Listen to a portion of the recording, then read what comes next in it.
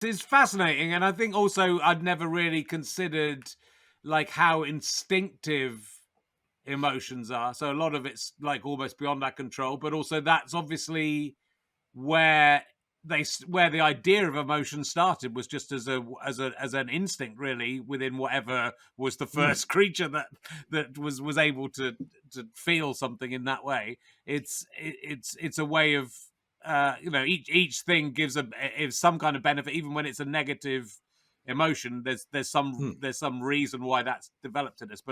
So can you tell us a little bit about how you perceive emotion started up and why it started up?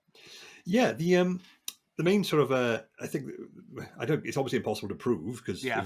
it happened quite some time ago. But I think people like genuinely assumed or agreed that the first emotion to evolve would have been fear, because of all the emotions, like it's the one which keeps you alive. So, no, you think of the most primitive life forms, like sense something.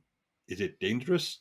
Yes, right, run, and then that keeps you alive. Therefore, your genes propagate, and I think one part of the book I do really explore, which I find really fascinating, the link between emotion, memory, and smell, Yeah. because it all comes like from the very, very dawn of life. You think of the very earliest life forms, like sort of tiny blobs of cells in the primordial soup, whatever.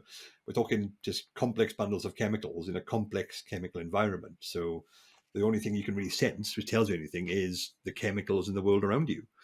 And what is that if not smell? It's detecting a change in the chemicals around you.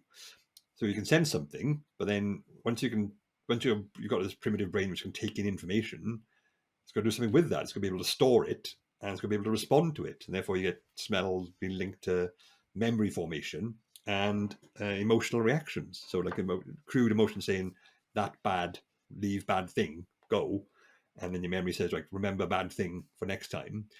And you can see in the modern brain now, like the current human brain, smell and emotion and memory are far more physically intertwined in the more fundamental parts of the brain than other senses. Even though sight and sound are more dominant senses, and there are more bigger parts of the brain dedicated to them, the sensory information which goes into our it goes through our optic nerve into our occipital lobe, like the visual processing centers.